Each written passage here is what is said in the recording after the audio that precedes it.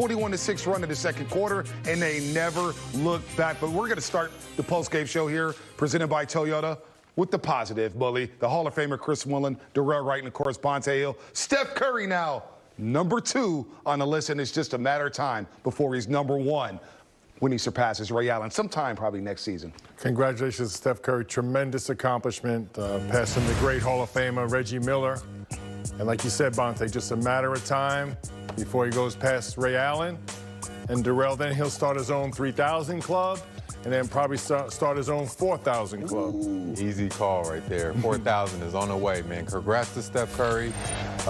What a list up there. You know, the pass, another great shooter, and have one more in the way. I'm super proud of him and happy for him. I know it was an ugly night, but what another milestone. You know what was beautiful to see? Very appropriate that he was in the Oakland uniform. The call. Yes, and then that three that put him ahead of Reggie Miller, right here, the relocation. It's a classic Curry That's three. just a standard Steph Curry play. Make a move, give it up, get it back, include your teammates. Just a phenomenal player. And like I said, congratulations, a tremendous accomplishment. And Reggie, your boy, Bully. That's my guy. Your boy, Reggie. I've had the best seat in the house and calling a lot of your games, Steph Curry. Simply greatness. Congrats. But the job isn't done. Jesus Shuttlesworth, a.k.a. Ray Allen, is waiting on you. You know what's so beautiful is the respect that Steph has for Reggie and how proud Reggie is of Steph Curry. So it's a beautiful thing to see that fraternity of great players and the respect that they pass on to each other. Yeah, I love to see that, you know, the OG give him love, you know. Records are made to be broken, right? And Reggie Miller gave him that love. So that's a great moment, and I'm pretty sure Steph is pretty proud of himself for that as well. Anybody ever, I mean, Steph Curry's going to have this record. We saw James Harden on this list as well. He may get there soon in the 3,000 club with the way he jacks up three-pointers, no doubt about it. But anybody like Steph Curry you ever seen in your lifetime? I mean, Reggie was great. Ray Allen became great. Bird had it. I know he only attempted 3 or 2 threes a game in his career, but he was great.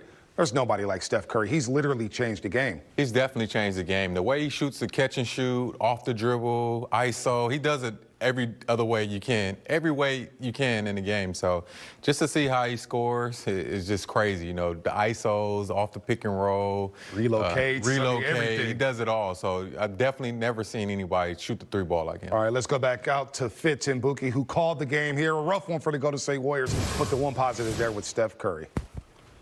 Well, we began the night talking about whether or not Utah was a title contender. Yes, it's early in the season, but they're breaking NBA records for threes. They play defense. They're all veterans except for Donovan Mitchell, and they play very well together. When you can watch a team and go, man, I can't find a weakness. Yeah. Like you're trying to find a weakness with this Jazz team, and it's tough offensively, so solid, so many playmakers, so many shooters. And then they go inside, outside. They can hit you with the pick and rolls to Gobert. Then they kick it out for the three-point shooting. It's so tough to track all the shooters around because they move so well without the ball. And defensively, they're solid too. So this is a legit championship contender. Well, when you think about it for the Warriors, think of the week for the Warriors. Beat the Lakers, beat the Spurs, ugly one against the Knicks, and then Utah's rolling. They've won 8 in a row.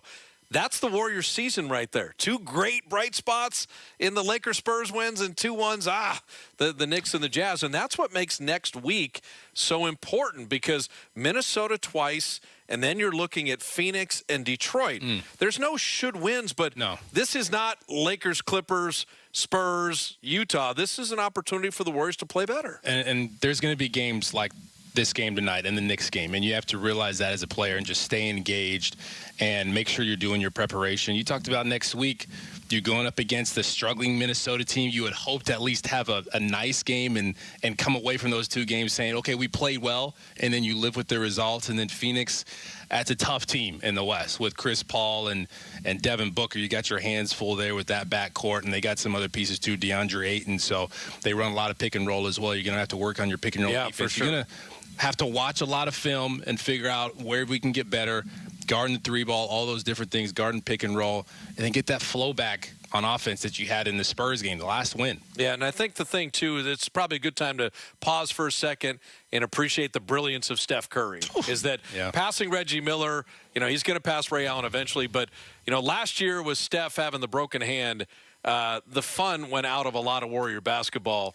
The fun's back with him. Yeah. And, you're missing Clay, which hurts, but at least you're getting to watch Steph every night, and that's always wonderful. And I saw Steph after he was done with the game, and he was talking to Leandro Barbosa. If I had to guess what was said in there, I'm thinking Leandro probably said something like that. Hang in there. Yeah. Just hang in there, Yep. fella.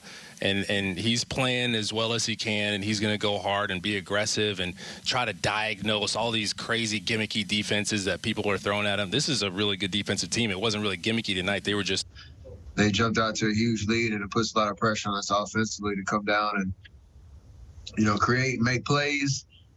And we fought for the most part down, the last 6 minutes of that first quarter, make it respectable. Just couldn't put anything together and sustain it to make it a game. So we do have stuff to figure out, obviously. I don't have the answers right now. Steph, what did it mean to you to pass Reggie on the three-pointer list? It's special. I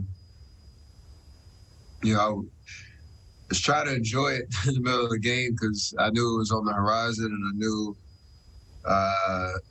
how much I looked up to him growing up. Watching him playing against my dad, emulating a lot of things he did, moving out the ball. I always said him and Steve Nash. I tried to put those two players together. Oh, what up, Reg?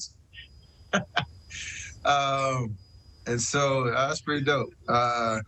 So I was trying. Obviously, we're getting our head beat tonight, and I was trying to still enjoy it. I think I threw up the 31 after I made the third one because I knew that was a big one, and then to make that fourth one in the third quarter was pretty special. So something I've been looking forward to for a very long time.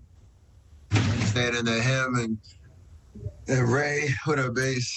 Him and Ray were, the epitome of shooting the basketball, and it's kind of weird.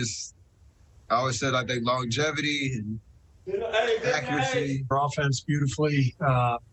We weren't rotating well, but they really spaced us out. And 14-0, before you knew it. And I think you said 19-2. So it was a rough go out there. And we climbed back in it. Our second group did a good job getting back in it, but obviously it was not our night. ESPN kind of uncovered a stat about Steph in that starting lineup. His usage rate, is significantly lower in that lineup. Why do you think that is? And is that an issue if he's just used a lot less in a particular lineup? Well, I think, there's a lot that goes into all that. We see all the numbers and all the combinations, and there's plenty of theories that we could talk about, but I'm going to leave that for you guys to assess and figure out. We talk about everything internally, obviously as a coaching staff, and we're well aware of combinations that are working, that aren't, well aware of Steph's usage rate. So, as I've said to you guys, it's going to take us 20 games to figure out where we really want to be with our rotation. And we're at 16 now, and I think we're getting a pretty good look at everything. And we've just had 2 bad losses in a row. We've got to assess everything, no doubt. You've been pretty firm that doesn't include the starting lineup. Would you now say it does? What I've been firm about is the main thing I've been firm about is that we're a team that has just been put together we're a team with a lot of moving parts. We just played a team that's been together for years, and you see how important continuity is. And we don't have any continuity on this team. And I think we just played a team that's been together for years, and you see how important continuity is.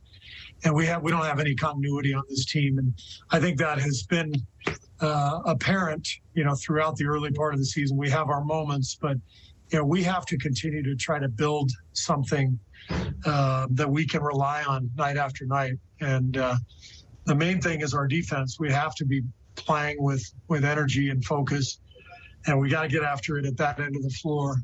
But there's no doubt that we have to assess everything as a staff, as an organization. How we're looking at this season, what our goals are. Everything is.